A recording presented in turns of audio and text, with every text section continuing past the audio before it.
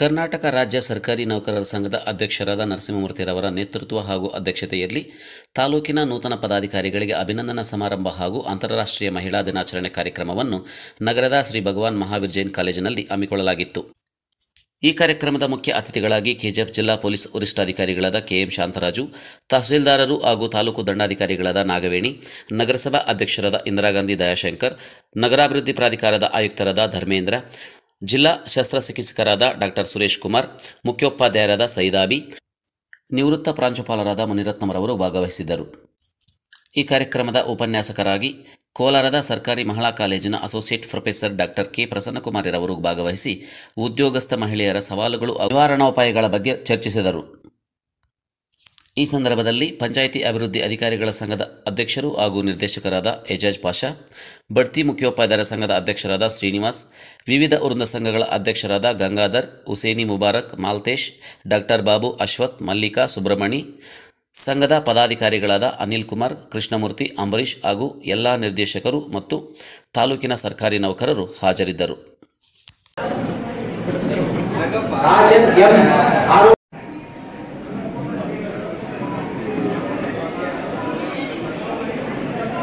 ಸರ್ಕಾರ ಶಾಸಕಾಂಗ ಅಂತಕ್ಕಂಥದ್ದು ತನ್ನದೇ ರೀತಿಯಲ್ಲಿ ಜನರಿಗೆ ಬೇಕಾಗಿರ್ತಕ್ಕಂಥ ಕಾನೂನುಗಳನ್ನ ಶಾಸಕಾಂಗದಲ್ಲಿ ರಚನೆ ಮಾಡ್ತದೆ. ಆದರೆ ಅವುಗಳನ್ನ ಜಾರಿಗೆ ತರ್ತಕ್ಕಂಥ ಒಂದು ಪ್ರಮುಖವಾಗಿರ್ತಕ್ಕಂಥ ಅಂದ್ರೆ ಕಾರ್ಯಾಂಗ, ಅದು ನಮ್ಮ ಸರ್ಕಾರಿ ನೌಕರರು.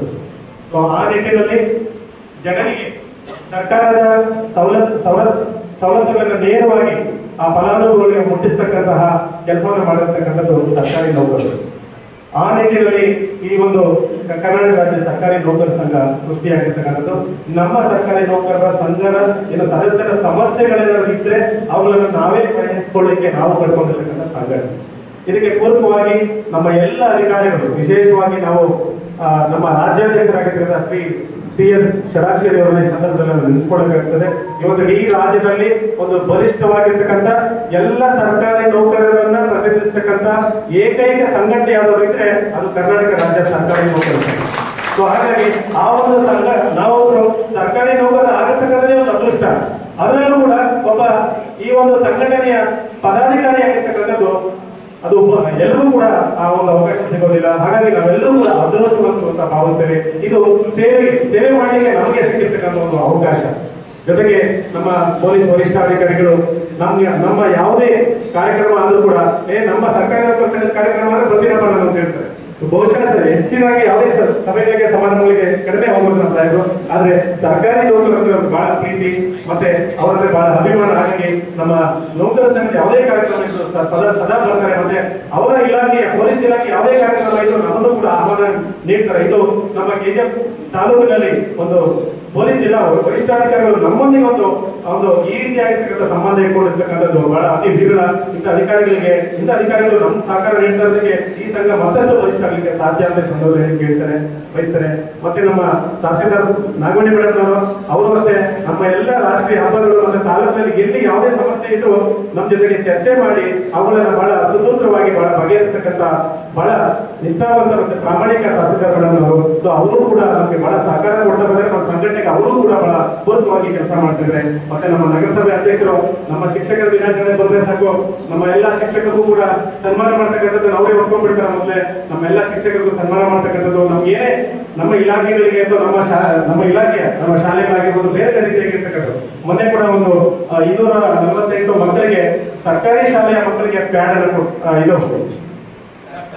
ಟ್ಯಾಬ್ ಅನ್ನ ಕೊಟ್ಟರು. ಸೊ ಹಾಗಾಗಿ ಎಲ್ಲ ರೀತಿಯಲ್ಲೂ ಕೂಡ ನಗರಸಭೆ ಅಧ್ಯಕ್ಷರು ಕೂಡ ನಮಗೆ ಸಹಕಾರವಾಗಿ ನಿಂತಿದ್ದಾರೆ.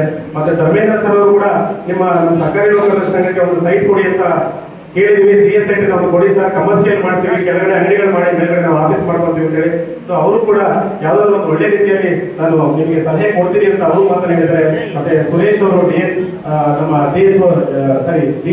DS ಸುರೇಶ್ ಕುಮಾರ್ ಅವರು ಅಷ್ಟೇ ನಮ್ಗೆ ಸಂಘಕ್ಕೆ ಎಲ್ಲ ರೀತಿಯಲ್ಲೂ ಇಡೀ ನಮ್ಮ ಆರೋಗ್ಯ ಇಲಾಖೆ ನಮ್ಮ ಜೊತೆಗೆ ಇದೆ ಅಂದ್ರೆ ಅದಕ್ಕೆ ಕಾರಣ ಸುರೇಶ್ ಅವರು. ಸೊ ಈ ರೀತಿಯಾಗಿ ನಮ್ಮ ಮುನರತ್ನ ಸರ್ ಅವರು ಕೂಡ ನಮ್ಮ ಚುನಾವಣೆಯಲ್ಲಿ ನಮಗೆ ಎಲ್ಲ ರೀತಿಯಲ್ಲೂ ಸಹಕಾರ ಕೊಟ್ಟು ಬಹಳ ಪಾರದರ್ಶಕವಾಗಿರ್ತಕ್ಕಂಥ ಚುನಾವಣೆಯನ್ನು ನಡೆಸಿಕೊಟ್ಟಿದ್ದಾರೆ. ಏನೇ ಏನೆಲ್ಲ ಹೆಚ್ಚು ಕಡಿಮೆ ಇದ್ದು ಕೂಡ ಬಹಳ ಅವ್ರು ಏನು ಕಾನೂನು ರೀತಿಯಾಗಿ ಏನ್ ಮಾಡ್ಬೇಕು ಅದನ್ನೆಲ್ಲ ಮಾಡಿ ನಮ್ಮ ಸಂಘ ಇವತ್ತು ಒಂದು ಉತ್ತಮವಾಗಿರ್ತಕ್ಕಂಥ ಸಂಘಟನೆಗಳಿಗೆ ಎಲ್ಲೋ ಅವರು ಒಂದ್ ಕಡೆ ಕಾರ್ಯಕರ್ತರಾಗಿದ್ದಾರೆ. ಜೊತೆಗೆ ವೇದಿಕೆ ಮೇಲೆ ಇರ್ತಕ್ಕಂಥ ನಮ್ಮ ಎಲ್ಲ ವೃತ್ತ ಸಂಘಗಳ ಅಧ್ಯಕ್ಷರು ಕೂಡ ಇವತ್ತು ಸರ್ಕಾರಿ ನೌಕರ ಸಂಘ ಇದೆ ಅಂದ್ರೆ ಎಲ್ಲ ವೃತ್ತ ಸಂಘಗಳು ಜೊತೆಗಿದ್ರೆ ಮಾತ್ರ ಸಾಧ್ಯ. ಬೇರೆ ಯಾವುದೇ ತಾಲೂಕಲ್ಲಿ ನೋಡಿದಾಗ 4 ಸಂಘಗಳಾಗದೆ ಈ ಕಡೆ ಅಲ್ಲಿ ಇಲ್ಲಿ ಅಂತ ಇರುತ್ತೆ. ಆದ್ರೆ ನಮ್ಮ ಕೆಜಿಎಫ್ ತಾಲೂಕಲ್ಲಿ ವಿಶೇಷ ಏನಪ್ಪಾ ಅಂದ್ರೆ ಎಲ್ಲ ಸಂಘಟನೆಗಳು ಒಟ್ಟಿಗೆ ಇರ್ತಕ್ಕಂಥದ್ದು ಇದೊಂದು ವಿಶೇಷ. ಹಾಗಾಗಿ ನಾನು ಎಲ್ಲ ನಮ್ಮ ವೃತ್ತ ಸಂಘಗಳ ಅಧ್ಯಕ್ಷರನ್ನ ಮತ್ತೆ ಪದಾಧಿಕಾರಿಗಳ ಈ ಸಂದರ್ಭದಲ್ಲಿ ನೆನೆಯುತ್ತಾ, ಮತ್ತೆ ವಿಶೇಷವಾಗಿ ಮಹಾವೀರ್ ಜೈನ್ ಕಾಲೇಜ್ ನಮ್ಗೆ ಯಾವುದೇ ಕಾರ್ಯಕ್ರಮ ಆಗಬೇಕು ಅಂದ್ರೆ ಸರ್ ಬನ್ನಿ ಸರ್ ಏನ್ ಬೇಕು ಮಾಡೋಣ ಅಂತೇಳಿ ನಮ್ಮ ಪಾಂಡ್ಯನ್ ಸರ್ ನಮಗೆ ಅವರೇ ಎಲ್ಲ ಅರೇಂಜ್ಮೆಂಟ್ ಮಾಡ್ಬಿಟ್ಟು ಬನ್ನಿ ಸರ್ ಕಾರ್ಯಕ್ರಮ ಮಾಡ್ಕೊಳ್ಳಿ ಅಂತ ಹೇಳ್ತಾರೆ. ಸೊ ಹಾಗಾಗಿ ಅವರನ್ನ ಮತ್ತೆ ಈ ಸಂದರ್ಭದಲ್ಲಿ ರೇಖಾಚಿತ್ರ ನೆನೆಸ್ಕೋಬೇಕು. ಅವರು ಅಷ್ಟೇ ನಮ್ಮ ಸರ್ಕಾರಿ ನೌಕರ ಸಂಘ ಯಾವುದೇ ಕಾರ್ಯಕ್ರಮ ಇದ್ರೆ ನೀವು ಆರಾಮಾಗಿ ಮಾಡ್ಕೊಳ್ಳಿ ಸರ್ ಅಂತೇಳಿ. ಮತ್ತೆ ಮೊನ್ನೆ ನಮ್ಮ ವಿಜಯ ಕರ್ನಾಟಕ ಪತ್ರಿಕೆ ವತಿಯಿಂದ ವಿಜಯೋತ್ಸವ ಕಾರ್ಯಕ್ರಮ ಕೂಡ ಮಾಡಿದ್ವಿ. ನಮ್ಮ ಎಸ್ ಪಿ ಸಾಹೇಬ್ ಕೂಡ ಅದಕ್ಕೆ ಚೀಫ್ ಗೆಸ್ಟ್ ಆಗಿ ಬಂದಿದ್ರು. ನಮ್ಮ ಸೈದವಿ ಮೇಡಮ್ ಅವರು ಅವಾಗ ಇನ್ಚಾರ್ಜ್ BO ಆಗಿದ್ರು. ಬಹಳ ಒಳ್ಳೆ ಕಾರ್ಯಕ್ರಮ ಮಾಡಿದ್ವಿ, ಮಕ್ಕಳಿಗೆ ಬಹಳ ಅನುಕೂಲ ಆಗಿರ್ತಕ್ಕಂಥ ಒಂದು ಒಳ್ಳೆ ಕಾರ್ಯಕ್ರಮ ಮಾಡಿದ್ವಿ. ಸೊ ಹೀಗೆ ನಮ್ಮ ಒಂದು ನೌಕರರ ಸಂಘ ಕೆಜಿಎಫ್ ತಾಲೂಕಲ್ಲಿ ಒಳ್ಳೆ ಕೆಲಸವನ್ನ ಮಾಡ್ಕೊಂಡು ಹೋಗ್ತಾ ಇದೆ. ಪತ್ರಕರ್ತ ಮಿತ್ರರು ಅಷ್ಟೇ, ಎಲ್ಲರೂ ಅಷ್ಟೇ ನಮ್ಮ ಸರ್ಕಾರಿ ನೌಕರ ಸಂಘದ ಯಾವುದೇ ಕಾರ್ಯಕ್ರಮ ಅಥವಾ ಏನೇ ಎಲ್ಲಾದ್ರೂ ನಮ್ಮ ನೌಕರರಿಗೆ ತೊಂದರೆ ಆಗ್ತಕ್ಕಂಥದ್ದು ಅಥವಾ ಏನಾದ್ರು ಸಮಸ್ಯೆ ಇದೆ ನಮ್ಮ ಗಮನಕ್ಕೆ ತಂದು ಅದನ್ನ ಬಗೆಹರಿಸ್ಕೊಳ್ಳಿ, ದೊಡ್ಡದು ಮಾಡ್ಕೊಳ್ಳಿ ಅಂತ ನಮಗೆ ಸಲಹೆ ಮಾರ್ಗದರ್ಶನ ನೀಡ್ತಾ ಬಂದಿದ್ದಾರೆ ನಮ್ಮ ಪತ್ರಕರ್ತ ಮಿತ್ರರು. ಜೊತೆಗೆ ನಮ್ಮ ಕನ್ನಡ ಲೇಖಕರು ಈಗಾಗಲೇ ಹೇಳಿದಿರಿ, ಬಹಳಷ್ಟು ಶಿಕ್ಷಕರು ನಮ್ಮ ಹಿಂದೆ ನಮ್ಮ ಬೆನ್ನಿಂದ ಇದ್ದಾರೆ. ಸೊ ನೀವೆಲ್ಲ ಇಲ್ಲ ಅಂದ್ರೆ ನಾವು ಈ ನೌಕರ ಸಂಘ ಇರ್ಲಿಕ್ಕೆ ಸಾಧ್ಯ ಇಲ್ಲ. ನೀವೆಲ್ಲ ನೋಡಿ, ಈಗ 4 ಗಂಟೆಗೆ ಕಾರ್ಯಕ್ರಮ ಅಂದ ತಕ್ಷಣ ಎಲ್ಲರೂ ಕೂಡ ಇವತ್ತು ಶಾಲೆ ಫುಲ್ ಡೇ ಇದೆ, ಜೊತೆಗೆ ಪರೀಕ್ಷೆಗಳು ನಡೀತಾ ಇದೆ. ಏನೆಲ್ಲ ತಮ್ಮ ಒತ್ತಡಗಳು ಇದ್ರೂ ಕೂಡ ಸಂಜೆ 4 ಗಂಟೆಗೆ ಅಂದ ತಕ್ಷಣ ಎಲ್ಲರೂ ಕೂಡ ತಮ್ಮ ಎಲ್ಲ ಕೆಲಸ ಕಾರ್ಯಗಳನ್ನ ಬದಿಗೊತ್ತಿ ಈ ಒಂದು ನಮ್ಮ ಸಂಘಟನೆ ಅಂತ ತಾವೆಲ್ಲ ಬಂದಿದ್ದೀರಾ. ತಮ್ಮೆಲ್ಲರೂ ಕೂಡ ಹಾಗಾಗಿ ತಮ್ಮೆಲ್ಲರಿಗೂ ಮತ್ತೊಮ್ಮೆ ಧನ್ಯವಾದಗಳನ್ನ ತಿಳಿಸ್ತಾ, ಇವತ್ತು ಏನು ಈ ಒಂದು ನೂತನ ಪದಾಧಿಕಾರಿಗಳಿಗೆ ಸನ್ಮಾನ ಕಾರ್ಯಕ್ರಮವನ್ನು ಫೆಬ್ರವರಿಯಲ್ಲೇ ಮಾಡಬೇಕಾಗಿತ್ತು. ಆದ್ರೆ ಅನಿವಾರ್ಯ ಕಾರಣದಿಂದ ಅದು ಮುಂದೂಡ್ತಾ ಬಂದು ಇವತ್ತು ಅದಕ್ಕೆ ಒಳ್ಳೆಯ ದಿನ, ಶುಭ ದಿನ ಬಂತು. ಜೊತೆಗೆ ಮಾರ್ಚ್ 8 ಮಹಿಳಾ ದಿನಾಚರಣೆ ಮಾಡಬೇಕು ಅಂದ್ಕೊಂಡು ಅವತ್ತು 4th ಸಾಟರ್ಡೆ ಬಂದಿದ್ರಿಂದ ಎಲ್ಲ ಸರ್ಕಾರಿ ಕಚೇರಿಗಳು ರಜೆ ಇದ್ದಿದ್ದರಿಂದ ಅದನ್ನು ಮುಂದೂಡಿ ನಾವು ಇವತ್ತಿಗೆ ಆ ಒಂದು ಕಾರ್ಯಕ್ರಮ ಇವತ್ತು ಹಮ್ಮಿಕೊಂಡಿದ್ದೀವಿ. ಸೊ ಹಾಗಾಗಿ ತಮ್ಮೆಲ್ಲರ ಈ ಎಲ್ಲ ಸಹಕಾರಕ್ಕೆ, ಎಲ್ಲ ಅಧಿಕಾರಿಗಳಿಗೆ, ನಮ್ಮೆಲ್ಲ ಸರ್ಕಾರಿ ನೌಕರ ಈ ಸಹಕಾರಕ್ಕೆ ನಾವು ಯಾವಾಗಲೂ ಕೂಡ ಚಿರಋಣಿಯಾಗಿರ್ತೀವಿ. ಯಾರೇ ಸರ್ಕಾರಿ ನೌಕರರಾಗಲಿ ಏನೇ ಸಮಸ್ಯೆ ಇದ್ರು ನಾವೆಲ್ಲ ಕೂಡ ನಮ್ಮ ಸಂಘಟನೆ ನಮ್ಮ ಜೊತೆ ಇದೆ. ನಮ್ಮ ಬಲವಾಗಿ ನಮ್ಮ ರಾಜ್ಯಾಧ್ಯಕ್ಷರಾಗಿರ್ತಕ್ಕಂಥ ಸಿ ಷಡಾಕ್ಷರಿ ಸಾಹೇಬರಿದ್ದಾರೆ ಅಂತ ಈ ಸಂದರ್ಭದಲ್ಲಿ ಹೇಳ್ತಾ, ತಮ್ಮೆಲ್ಲರೂ ಕೂಡ ಮತ್ತೊಮ್ಮೆ ಈ ಒಂದು ಕಾರ್ಯಕ್ರಮಕ್ಕೆ ಆಗಮಿಸಿದ್ದಕ್ಕೆ ಹೃದಯಪೂರ್ವಕ ಧನ್ಯವಾದ ಅರ್ಪಿಸ್ತಾ ನಾನು ಮಾತನ್ನು ಮುಗಿಸ್ತೇನೆ. ಜೈ ಹಿಂದ್, ಜೈ ಕರ್ನಾಟಕ. ಕ್ರೈಮ್ ಪ್ರಿವೆನ್ಷನ್ ಬಗ್ಗೆ ನಾನು ಹೇಳಕ್ಕೆ ಇಷ್ಟಪಡ್ತೀನಿ, ಸೈಬರ್ ಕ್ರೈಮ್ ಬಗ್ಗೆ ಹೇಳಕ್ಕೆ ಇಷ್ಟಪಡ್ತೀನಿ, ಟ್ರಾಫಿಕ್ ರೆಗ್ಯುಲೇಷನ್ ಬಗ್ಗೆ ಹೇಳಕ್ಕೆ ಇಷ್ಟಪಡ್ತೀನಿ, ಡ್ರಗ್ಸ್ ಬಗ್ಗೆ ಹೇಳಕ್ಕೆ ಇಷ್ಟಪಡ್ತೀನಿ. ಬಟ್ ನೀವೆಲ್ಲರೂ ಸಹಿತ ತಿಳಿದ ಶ್ರಮಿಕರಾಗಿರೋದ್ರಿಂದ ನಾನು ಅದ್ರ ಬಗ್ಗೆ ನಾನು ಹೇಳಕ್ಕೆ ಹೋಗಲ್ಲ. ಎರಡೇ ಎಕ್ಸಾಂಪಲ್ ಹೇಳ್ತೀನಿ. ಒಬ್ಬರು ಡಾಕ್ಟರ್ ಇರ್ತಾರೆ, ಸಡನ್ ಆಗಿ ಅವರು ಹೊರಗಡೆ ಬರ್ತಾರೆ. ಹೊರಗಡೆ ಬಂದ ತಕ್ಷಣ ಅವರಿಗೆ ಫೋನ್ ಮಾಡುತ್ತೆ, ನಿಮ್ಮ ಮಗ ಇಲ್ಲಿ ಆಕ್ಸಿಡೆಂಟಲ್ಲಿ ಸೀರಿಯಸ್ ಆಗಿದ್ದಾನೆ, ನಾವು ಅವರನ್ನ ಆಸ್ಪತ್ರೆಗೆ ದಾಖಲು ಮಾಡಿದ್ವಿ. ಅವ್ರ ತಕ್ಷಣ ಮಗನಿಗೆ ಫೋನ್ ಮಾಡ್ತಾರೆ, ಮಗನ ಫೋನ್ ಸ್ವಿಚ್ ಆಫ್ ಕೊಡುತ್ತೆ. ಇಲ್ಲ ನಾವೀಗ ಅರ್ಜೆಂಟಾಗಿ ಆಪರೇಷನ್ ಮಾಡಬೇಕು, 5 ಲಕ್ಷ ರೂಪಾಯಿ ಟ್ರಾನ್ಸ್ಫರ್ ಮಾಡಿ, ಡಾಕ್ಟರ್ ಟ್ರಾನ್ಸ್ಫರ್ ಮಾಡ್ತಾರೆ. ಆಮೇಲೆ ಗೊತ್ತಾಗುತ್ತೆ ಒಂದು 10 ನಿಮಿಷ ಆದಮೇಲೆ ಅವರು ಮೊಬೈಲ್ ಸಿಗುತ್ತೆ, ಮಗನದು ಮೊಬೈಲ್ ನಂಬರ್ ಸಿಗುತ್ತೆ. ಕನೆಕ್ಟ್ ಮಾಡ್ತಾನೆ, ಏನಾಗಿದೆಪ್ಪ ನಿಮಗೆ? ನಾನು ಏನಿಲ್ಲ, ನಾನು ಆರಾಮಾಗಿದ್ದೀನಿ, ಆಫೀಸಲ್ಲಿ ಇದ್ದೀನಿ, ಮತ್ತೆ ನಿಮ್ಗೆ ಈಗ ಆಸ್ಪತ್ರೆ ಯಾರು ಹೇಳ್ತಿಲ್ಲ ಅಂತ. ಸೊ ಇದು ಒನ್ ವೇ ಆಫ್ ಚೀಟಿಂಗ್. ಈಗ ಭಾಳಷ್ಟು ದಿನ ನಾವು ಈಗ ನೋಡ್ತಾ ಇದ್ದೀವಿ, ಜಾಬ್ ಆಫರ್ಸ್ ಅಂತ ಭಾಳ ಮಾಡ್ತಾ ಇದ್ದಾರೆ. ಈಗ ಭಾಳಷ್ಟು ವಾಟ್ಸಪ್ ಗ್ರೂಪ್ಗಳು ನಾನು ಇದ್ದಾಗ ಕೆಲವೊಂದೆಲ್ಲ ಹೇಳಿದ್ದೀನಿ, ಸಡನ್ ಲಿಂಕ್ ಬರುತ್ತೆ, work from home part time, ನಿಮಗೆ ಇದನ್ನ ಒಂದು ಟಾಸ್ಕ್ ಕೊಡ್ತೀವಿ, ಈ ಟಾಸ್ಕ್ ಮಾಡಿದ್ರೆ ನಿಮ್ಗೆ 2,000 ರೂಪಾಯಿ ಕೊಡ್ತೀವಿ, 10,000 ರೂಪಾಯಿ ಕೊಡ್ತೀವಿ ಅಂತ ಹೇಳ್ಬಿಟ್ಟು ಆ ಥರದ್ದು ಭಾಳಷ್ಟು ಜನ ದುಡ್ಡು ಕಳ್ಕೊಂಡಿದ್ದಾರೆ. ಅದೇ ಥರ ಆನ್ಲೈನ್ ಟ್ರೇಡಿಂಗ್ ಅಂತ, ಆನ್ಲೈನ್ ಟ್ರೇಡಿಂಗ್ ಈಗ ಮೊನ್ನೆ ಒಂದು ಭಾಳ ವಿಚಿತ್ರವಾದ ಕೇಸ್ ಬಂದಿತ್ತು. ಅವರು 80 ಲಕ್ಷ ಕೊಟ್ಕೊಂಡಿದ್ದಾರೆ. ಅವ್ರು ಏನು ಮಾಡ್ತಾರೆ, how to earn money through stock trading ಅಂತ ಹೇಳ್ಬಿಟ್ಟು ಲಿಂಕ್ ಹೊಡೆದಿರ್ಬೇಕಾದ್ರೆ ಅದು ಯಾವುದೋ ಲಿಂಕ್ ಸಿಗುತ್ತೆ. ಅದನ್ನು ಓಪನ್ ಮಾಡಿದ ತಕ್ಷಣ ಅವರಿಗೆ ಒಂದು ವಾಟ್ಸಪ್ಪಿಗೆ ನಂಬರ್ ಒಂದು ಲಿಂಕ್ ಕೊಡುತ್ತೆ, ಇದನ್ನು ಕ್ಲಿಕ್ ಮಾಡಿ. ಕ್ಲಿಕ್ ಮಾಡಿದ ತಕ್ಷಣ ಆಯಿತು, ನಿಮಗೆ ನಾವು ಟ್ರೈನಿಂಗ್ ಕೊಡ್ತೀವಿ ಫಸ್ಟ್ ದಿನ ಅಂತ ಹೇಳ್ಬಿಟ್ಟು ಫೀಸ್ ಕಟ್ಕೊತಾರೆ. ಆಮೇಲೆ ಇಲ್ಲ ನೀವು ಈಗ 10,000 ರೂಪಾಯಿ ಹಾಕಿ ಅಂತ ಹಾಕಿದ್ರೆ ಅವರು ಆ್ಯಪ್ ಮಾಡ್ಕೊಡ್ತಾರೆ. ಅದು ಇಟ್ಸ್ ಎ ಫೇಕ್ ಆ್ಯಪ್. ಆ ಆ್ಯಪಲ್ಲಿ ಕೊಟ್ಬಿಟ್ಟು ನಿಮ್ಗೆ 10,000 ರೂಪಾಯಿ ಹಾಕಿದ್ವಿ, ನಿಮ್ಮದು ಇಷ್ಟು ಎಲ್ಲ ಇರುತ್ತೆ, ಫುಲ್ಲು ಗ್ರಾಫ್ಸು ಡೇಟಾ ಎಲ್ಲ ಬರ್ತಾ ಇರುತ್ತೆ. ನಮ್ಮದು ಸ್ಟಾಕ್ ಎಕ್ಸ್ಚೇಂಜ್ ಬಂದ್ರೆ ಈ ಥರ ಡೇಟಾ ಬರ್ತಾ ಇರುತ್ತೆ. ನಿಮಗೆ 2,000 ರೂಪಾಯಿ ಹಾಕಿದ್ರೆ 10,000 ರೂಪಾಯಿ ಹಾಕಿದ್ರೆ ಇವತ್ತು ಒಂದೇ ದಿನಕ್ಕೆ ನಿಮ್ಗೆ 2,000 ರೂಪಾಯಿ ಜಂಪ್ ಆಗಿ 12,000 ರೂಪಾಯಿ ಆಗಿದೆ, 2,000 ರೂಪಾಯಿ ಅವ್ರಿಗೆ ಆಗ್ತಾ ಹೋಗ್ತಾರೆ. ದುಡ್ಡು ರಾವಣ ಆಗ್ತಂದ್ರೆ ಇಲ್ಲ ನೆಕ್ಸ್ಟ್ ಮಂತ್ ಮಾಡಿ, ನೆಕ್ಸ್ಟ್ ವೀಕ್ ಮಾಡಿ ಅಂತ ಹೇಳಿ ಕೊನೆಗೆ 4 ತಿಂಗಳಲ್ಲಿ 80 ಲಕ್ಷ ತಗೊಂಡು ಅವರಿಗೆ ಆಮೇಲೆ ಅವ್ರ ನಂಬರ್ನ ಯಾರಿಗೆ ಅವರು ಕಾಂಟ್ಯಾಕ್ಟ್ ಮಾಡ್ತಿರ್ತಾರಲ್ಲ ಅದೆಲ್ಲ ಬ್ಲಾಕ್ ಮಾಡೋದು, ಮತ್ತೆ ಆಮೇಲೆ ಅದನ್ನ ಆ್ಯಪ್ನು ಡಿಲೀಟ್ ಮಾಡೋದು. ಇದೇ ಥರ ಆಗುತ್ತೆ. ಮತ್ತೆ ಇದಕ್ಕಿದ್ದಂಗೆ ನಿಮ್ಮ ಇದರಲ್ಲಿ ನಿಮ್ಮ ಮಗನೋ ಅಥವಾ ನಿಮ್ಮ ಸಂಬಂಧಿಕರು ಯಾರಾದರೂ ಇಲ್ಲಿ ಒಂದು ಪಾರ್ಸಲ್ ಕಳಿಸಿದ್ದಾರೆ, ನಿಮ್ಮ ಆಧಾರ್ ಕಾರ್ಡ್ ಲಿಂಕ್ ಆಗಿದೆ, ಆ ಪಾರ್ಸಲ್ ಅದನ್ನು ಕಸ್ಟಮರ್ ಸರ್ವಿಸ್ ಇದ್ದಾರೆ ಬಾಂಬೆಯಲ್ಲಿ, ಅದರಲ್ಲಿ ನಿಮ್ಮ ಆಧಾರ್ ಕಾರ್ಡ್ ಇದೆ, ನಿಮ್ಮ ಆಧಾರ್ ನಂಬರ್ ಅದನ್ನು ಹಾಕಿದ್ದಾರೆ, ಅದರೊಳಗಡೆ ನಾವು ಚೆಕ್ ಮಾಡಿದಾಗ ಡ್ರಗ್ಸ್ ಇದೆ ಅಂತ ಹೇಳಿ ಫೋನ್ ಮಾಡ್ತಾರೆ, ಕಸ್ಟಮರ್ ಅಧಿಕಾರಿಗಳಂತ ಫೋನ್ ಮಾಡ್ತಾರೆ. ಅದು ಸಹಿತ ಫೇಕ್, ಯಾರು ಫೋನ್ ಮಾಡಲ್ಲ. ಆಮೇಲೆ ಅದೇ ಥರ ನಾವು ಪೊಲೀಸ್ ಅಧಿಕಾರಿ ಇದ್ದೀವಿ, ನಿಮಗೆ ಡೈಲಿಗೆ ಅಂದರೆ ನಮ್ಮ ಪೊಲೀಸ್ ಸ್ಟೇಷನ್ಗೆ ಬಂದ್ಬಿಟ್ಟು ನಿಮಗೆ ಇದು ಮಾಡೋಕ್ಕೆ ಅರೆಸ್ಟ್ ಮಾಡೋಕ್ಕಿಲ್ಲ, ನಾವು ಅಲ್ಲೇ ಅರೆಸ್ಟ್ ಮಾಡ್ತೀವಿ. ನೀವು ಅದಕ್ಕೆ ಫೀಸ್ ಇಷ್ಟು ಕಟ್ಬೇಕು ಅಂತೇಳಿ ಡಿಜಿಟಲ್ ಅರೆಸ್ಟ್ ಸಹಿತ ಫೀಸ್ ಕಟ್ಕೊಳ್ತಾರೆ. ಯಾವುದೂ ಡಿಜಿಟಲ್ ಅರೆಸ್ಟ್ ಇಲ್ಲ, ಏನಿದ್ರು ಸಹಿತ ಪೊಲೀಸರು ಹೋಗಿ ಕರ್ಕೊಂಡ್ಬಂದು ಭಾರತೀಯ ನಾಗರಿಕ ಸುರಕ್ಷಾ ಸಮಿತಿ BNSS ಇದೆಯಲ್ಲ ಅದ್ರ ಪ್ರಕಾರ CRPC ಭಾರತೀಯ ನಾಗರಿಕ ಸುರಕ್ಷಾ ಸಮಿತಿ ಅಂತ ಮಾಡಿದ್ದಾರೆ. ಅದ್ರ ಪ್ರಕಾರ ಮಾತ್ರ ನಾವು ಅರೆಸ್ಟ್ ಮಾಡಬೇಕಾದ್ರೆ ಯಾರ ಜೊತೆ ಡಿಜಿಟಲ್ ಅರೆಸ್ಟ್ ಮಾಡೋಕ್ಕಾಗಲ್ಲ. ನೀವು ಹೋಗ್ಲಿಕ್ಕೆ ಬಿಡಲ್ಲ, ನೀವೆಲ್ಲ ಲೈಟ್ ಆಫ್ ಮಾಡ್ಕೊಳ್ಳಿ, ಮೊಬೈಲ್ ಆಫ್ ಮಾಡ್ಕೊಳ್ಳಿ, ಯಾರು ಬಿಡಬೇಡಿ, ನೀವು ಅರೆಸ್ಟ್ ಮಾಡ್ತಾ ಇದ್ದೀನಿ ಅಂತ ಹೇಳ್ತಾರೆ. ಆ ಥರದ್ದೆಲ್ಲ ಭಾಳಷ್ಟು ನಮಗೆಲ್ಲ ಬಂದಿರಲಿಕ್ಕಿಲ್ಲ, ಭಾಳಷ್ಟು ಅಂಥದ್ದು ಆಗ್ತದೆ. ಇನ್ನು ನಮ್ಮ ಶ್ರೀ ನರಸಿಂಹಮೂರ್ತಿಯವರು ಹೇಳಿದಾಗೆ ನಾವು ಯಾವುದೇ ಕಾರ್ಯಕ್ರಮ ಇದ್ದಾಗ ಅವ್ರ ಜೊತೆಗೆ ನಾವು ಭಾಳ ಸಮಯಕ್ಕೆ ಭಾಳ ಅವರು ಗರಾರವಾಗಿ ಬರ್ತಾರೆ, ಸಮಯಕ್ಕೆ ಸರಿಯಾಗಿ ಬರ್ತಾರೆ, ಮತ್ತು ಅವ್ರು ಭಾಳ ಆ್ಯಕ್ಟಿವ್ ಪಾರ್ಟಿಸಿಪೇಟ್ ಮಾಡ್ತಾರೆ. ನಾವು ರೋಟರಿ ಕ್ಲಬ್ ಅವರು ಇದ್ದಾರೆ, ಅಂದರೆ ಈ ಸರ್ವಮುಖ, ಹಾಗಾಗಿ ಅವರು ಒಂದು ಒಳ್ಳೆ ಕೆಲಸ ಮಾಡ್ತಾ ಇದ್ದಾರೆ. ಅವರ ನೇತೃತ್ವದಲ್ಲಿ ತಾವೆಲ್ಲರೂ ಮತ್ತೆ ಅದೇ ಥರ ಭಾಳ ಜನ ಇಲ್ಲಿ ಬಂದಿದ್ದೀರಾ, ಭಾಳ ಜನ ಮೋಟರ್ ಸೈಕಲ್ ಬಂದಿರ್ಬೋದು. ಯಾರು ಹೆಲ್ಮೆಟ್ ಹಾಕೊಂಡ್ಬಂದಿರೋ ನಾನು ಕೇಳೋಲ್ಲ, ಕೇಳಿಲ್ಲ, ಹೆಲ್ಮೆಟ್ ಹಾಕ್ಕೊಳ್ಳಿ. ಭಾಳ ಜನ ಹೆಲ್ಮೆಟ್ ಹಾಕಿಲ್ಲ ಅಂತ ಗೊತ್ತಿದೆ, ಬಟ್ ಆದರೂ ಹೆಲ್ಮೆಟ್ ಹಾಕ್ಕೊಳ್ಳಿ. ಅದೊಂದು ಸ್ವಲ್ಪ ತಾವೆಲ್ಲರೂ ಗಮನ ಇಟ್ಕೊಳ್ಳಿ.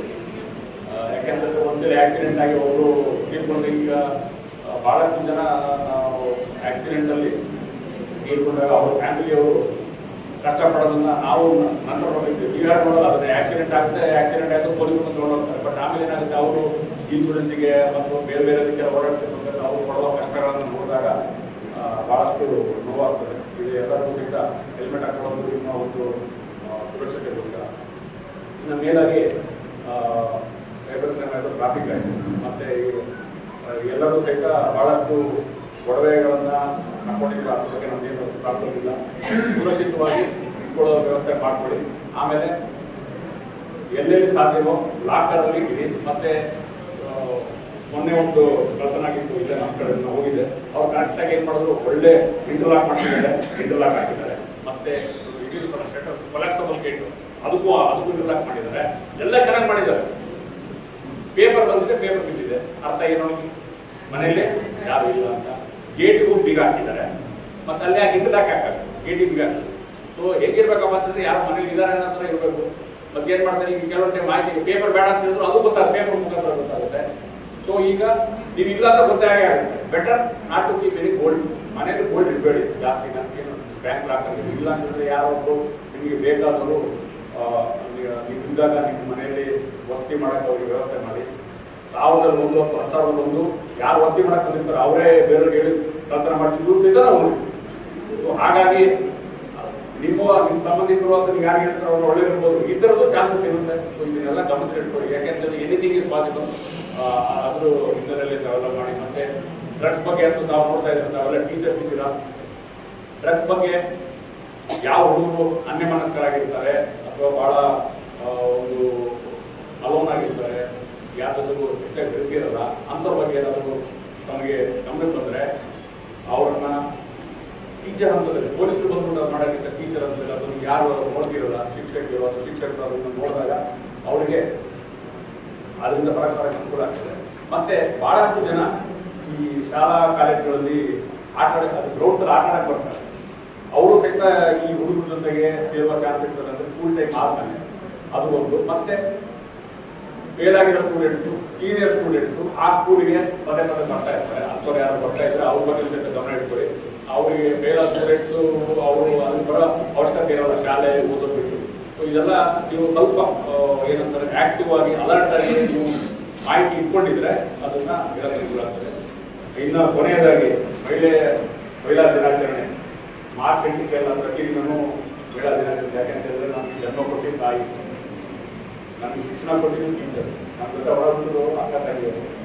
ಸೊ ಈ ಪ್ರತಿ ಹಂತದಲ್ಲೂ ಮಹಿಳೆಯರ ಪಾತ್ರ ಎಲ್ಲರ ಜೀವನದಲ್ಲಿ ಇದ್ದೇ ಇರುತ್ತೆ. ಅವರಿಗೆ ನಮ್ಮ ಕರ್ತವ್ಯಗಳು ನಾಳೆ ದೇವರ ಆ ಒಂದು ಹಿನ್ನೆಲೆಯಲ್ಲಿ ಒಂದು ಎಲ್ಲ ಮಹಿಳಾ ದಿನಾಚರಣೆ ಆಚರಣೆ ಮಾಡ್ತಾ ಇದ್ದಾರೆ. ಮಹಿಳೆಯರು ಮತ್ತು ಮಕ್ಕಳ ರಕ್ಷಣೆಗೆ ಬಹಳಷ್ಟು ಕಾನೂನುಗಳಿದ್ದಾವೆ. ಆ ಕಾನೂನುಗಳ ಒಂದು ನಾಲೆಜ್ ನಮಗೆಲ್ಲರೂ ಇರಲಿ. ಯಾವುದೇ ನಿಮಗೆ ತೊಂದರೆ ಆದರೆ 112 ಅಂತ ಇದೆ ನಮ್ಮ ಪೊಲೀಸ್ ಹೆಲ್ಪ್ಲೈನ್. 112 ನೀವು ಎನಿ ಟೈಮ್ ಕಾಲ್ ಮಾಡ್ಬೋದು. ಯಾರು ಕಾಲ್ ಮಾಡಿರ್ತೀರ ನಾವು ಅದನ್ನ ಇನ್ಫಾರ್ಮೇಶನ್ ಯಾರಿಗೂ ಕೊಡಲ್ಲ. ನೀವು ಕೊಟ್ಟಿರೋದು ಇಟ್ಸ್ ಎ ಪ್ರಿವಿಲೇಜ್ ಕಮ್ಯುನಿಕೇಶನ್, ನಾವು ಅದನ್ನು ಯಾರಿಗೂ ಕೊಡಲ್ಲ. ಹಾಗಾಗಿ ಏನು ಸಮಸ್ಯೆ ಇದ್ದರೆ 112ಗೆ ಕಾಲ್ ಮಾಡಿ. ಮತ್ತು ಪೊಲೀಸ್ ಇಲಾಖೆಯ ಪ್ರತಿಯೊಂದು ಕಾರ್ಯಕ್ರಮಗಳಿಗೆ ನಮ್ಮ ಅಧಿಕಾರಿಗಳು ಇದಕ್ಕೆ ಬರ್ತಾರೆ, ಶಾಲಾ ಕಾರ್ಯಗಳಿಗೆ ಭೇಟಿಗೆ ಬರ್ತಾರೆ. ಪದೇ ಪದೇ ನಾವು ಅವೇರ್ನೆಸ್ ಕೊಡ್ತಾ ಇರೋಣ. ಮತ್ತು ಈ ಸಂದರ್ಭದಲ್ಲಿ ನನಗೆ ಒಂದು 10 ನಿಮಿಷ ನಮ್ಮೆಲ್ಲರ ಜೊತೆಗೆ ಕಾರ್ಯಕ್ರಮದಲ್ಲಿ ಪಾಲ್ಗೊಳ್ಳಲಿಕ್ಕೆ ಅವಕಾಶ ಮಾಡಿಕೊಟ್ಟಂಥ ವೇದಿಕೆಯಲ್ಲಿ ನಮ್ಮ ಶ್ರೀ ನರಸಿಂಹಮೂರ್ತಿ ಅವರಿಗೆ ಹಾಗೂ ತಮ್ಮೆಲ್ಲರಿಗೂ ವಂದಿಸಿ, ಪತ್ರಿಕಾ ಮಾಧ್ಯಮಗಳಿಗೆ ವಂದಿಸಿ ನನ್ನ ಮಾತು ತಿಳಿಸಿದ್ದೇವೆ.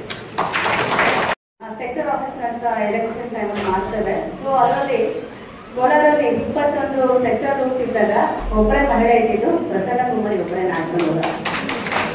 ಸೊ ಆಗ್ಲಿಂದನೂ ಅವರು ತುಂಬಾ ನಮಗೆಲ್ಲ ಖಂಡಿತ ಹೇಳ್ಬೇಕಂದ್ರೆ ಅನಿತಾ ನೋಡಿದ್ದಾಳೆ. ನಮಗೆ ಆಫೀಸ್ನಲ್ಲಿ ಎಲೆಕ್ಷನ್ ವರ್ಕ್ ಅಂತ ಕೋಲಾರದಲ್ಲಿ ಬಂದ್ರೆ ನಾವು ಫಸ್ಟ್ ಒಂದು ಲೇಡಿನ ಸೋಷಿಯಲ್ ಮೀಡಿಯಾಗೆ ಇದಕ್ಕೆಲ್ಲ ನಾವು ಪ್ರಿಫರ್ ಮಾಡ್ತಾ ಇದ್ದಿದ್ದು ಮೇಡಮ್. ಅದು ಅವ್ರಿಗೂ ಚೆನ್ನಾಗಿ ಗೊತ್ತಿದೆ. ಹೇಳೋದೇ ಇರಲಿಲ್ಲ, OMR ಫಸ್ಟ್ ನೇಮ್ ಅವ್ರದ್ದೇ ಇರ್ತಾ ಇತ್ತು. ಯಾಕೆಂದ್ರೆ ಅಷ್ಟು ಅವರು ಆಕ್ಟಿವ್ ಆಗಿ ಎಲ್ಲ ಫೀಲ್ಡಲ್ಲೂ ಮುನ್ನೋಗ್ತಾ ಇದ್ರು ಅನ್ನೋ ಒಂದು ಉದ್ದೇಶಕ್ಕೋಸ್ಕರ. ಸೊ ನಾವು ಹೆಣ್ಣು ಮಕ್ಕಳು ಈ ಕಾಲದಲ್ಲಿ ಆರ್ಥಿಕವಾಗಿ ಖಂಡಿತ ಇಂಡಿಪೆಂಡೆಂಟ್ ಆಗಿ ಇರಲೇಬೇಕು. ಹಾಗಂತ ಗಂಡಸರು ನೋಡ್ಕೊಳ್ಳಲ್ಲ, ಮತ್ತೆ ಗಂಡಸರಿಗಿಂತ ಮೇಲೆ ಹೋಗ್ಬೇಕು ಅನ್ನೋ ಉದ್ದೇಶ ಖಂಡಿತ ಅಲ್ಲ. ಇಂಡಿಪೆಂಡೆಂಟ್ ಆಗಿದ್ರೆ ಸೊ ಮತ್ತೆ ಮನೆಯಲ್ಲಿರೋ ಆ ಕುಟುಂಬಕ್ಕೂ ನಮ್ಮ ಕಡೆಯಿಂದನೂ ಆರ್ಥಿಕವಾಗಿ ಸಬಲರಾಗಲಿಕ್ಕೂ ಸಾಧ್ಯ ಆಗುತ್ತೆ. ನಾವು ಯಾರು ಎಜುಕೇಶನ್ ಮುಗಿದ ತಕ್ಷಣ ಖಂಡಿತ ಮನೆಗಳಲ್ಲಿ ಯಾರು ಕೂತ್ಕೋಬಾರ್ದು, ನಿಮ್ಮ ಮಕ್ಕಳನ್ನು ಕೊಡಿಸ್ಬೇಡಿ. ಸೊ ನಂದೇ ಒಂದು ಎಕ್ಸಾಂಪಲ್ ಹೇಳ್ಬೇಕಂದ್ರೆ, ನಾನು ಫಸ್ಟ್ ಆಗಿ ನನಗೆ ಸರ್ಕಾರಿ ಕೆಲಸಕ್ಕೆ ಬರಲಿಲ್ಲ, ತಹಶೀಲ್ದಾರ್ ಆಗಲಿಲ್ಲ. ನಾನು ಫಸ್ಟ್ ಒಂದು ಪ್ರೈವೇಟ್ನಲ್ಲಿ ಒಂದು ಕಂಪ್ನಿಯಲ್ಲಿ ಕೆಲಸ ಮಾಡ್ತಾ ಇದ್ದೆ. ಖಂಡಿತ ಅವಾಗ ನನಗೆ ಸ್ಯಾಲ್ರಿ ಇದ್ದಿದ್ದು 2750 ಇದ್ದಿದ್ದು. ಸೊ ಅಲ್ಲಿಂದ ನಾವು ಕೆಲಸ ಮಾಡ್ಕೊಂಡು ಬಂದಿದ್ದು. ಅದಕ್ಕೆ ಆ ಟೈಮಲ್ಲಿ ನಾನು ಮನೆಯಲ್ಲಿ ಕೂತ್ಕೊಂಡಿದ್ದಿದ್ರೆ ಡಿಗ್ರಿ ಆಗಿದ ತಕ್ಷಣ ಮೋಸ್ಟ್ಲಿ ಹಾಗೆ ಮನೆಯಲ್ಲೇ ಇದ್ಬಿಟ್ಟು ಮದುವೆ ಮಾಡ್ಕೊಂಡು ಗಂಡಿನ ಮನೇಲಿ ಹಾಗೆ ಇದ್ಬಿಟ್ಟಿರ್ಬೇಕು.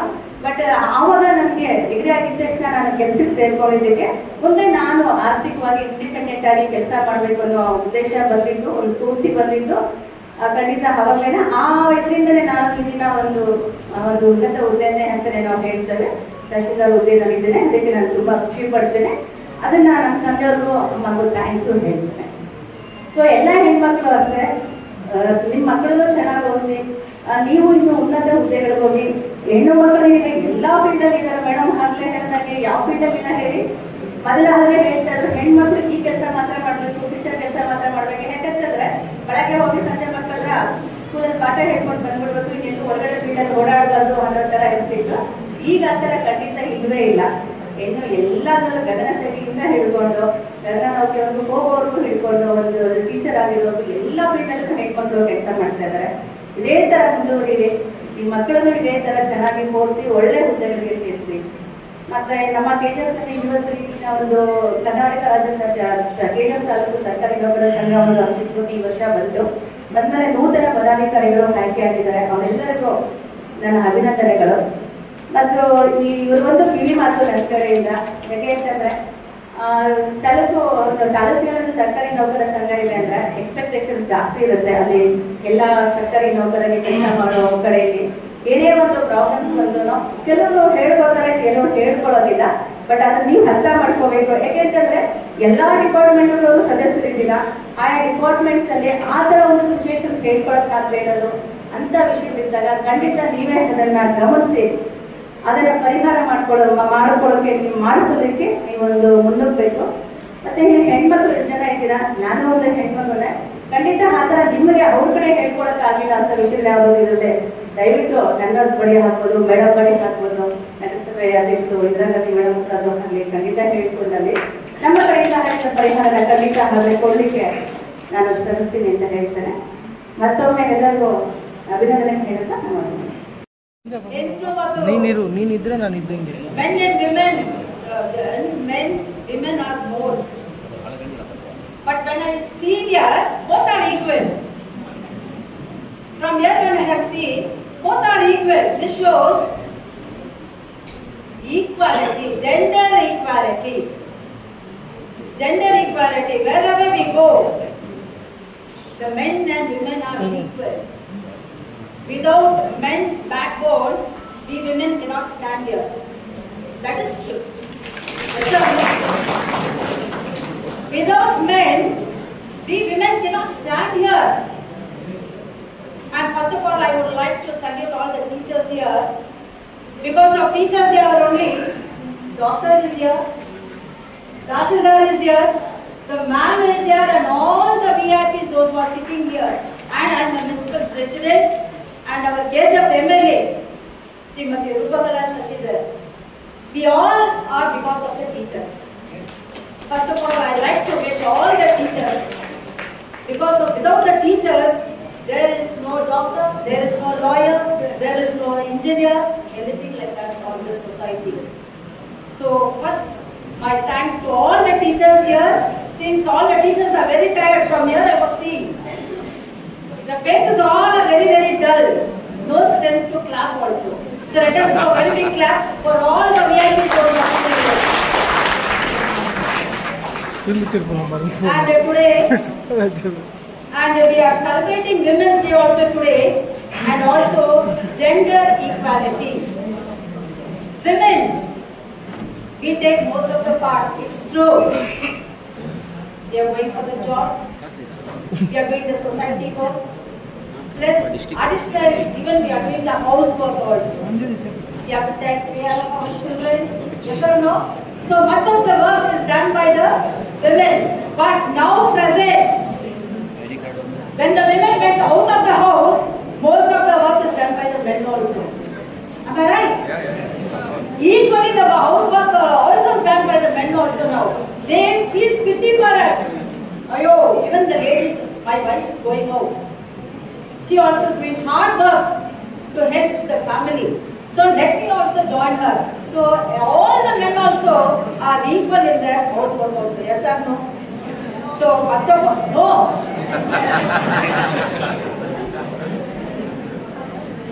I cannot accept this. Without men, no women at all. This I could say. Without men, no women. They are the backbones for us. Without their encouragement, without their support, without their thing, we are not here to start. Am I right? Correct, madam. So, today is a Women's Day, and also I like to appreciate all the men who are sitting here, and the equality, the gender equality also is spoken now here. Especially thank for all the women, and I will salute the women also, because they are doing equal work as the men what they are doing. So with these few words, I end my speech. Thank you.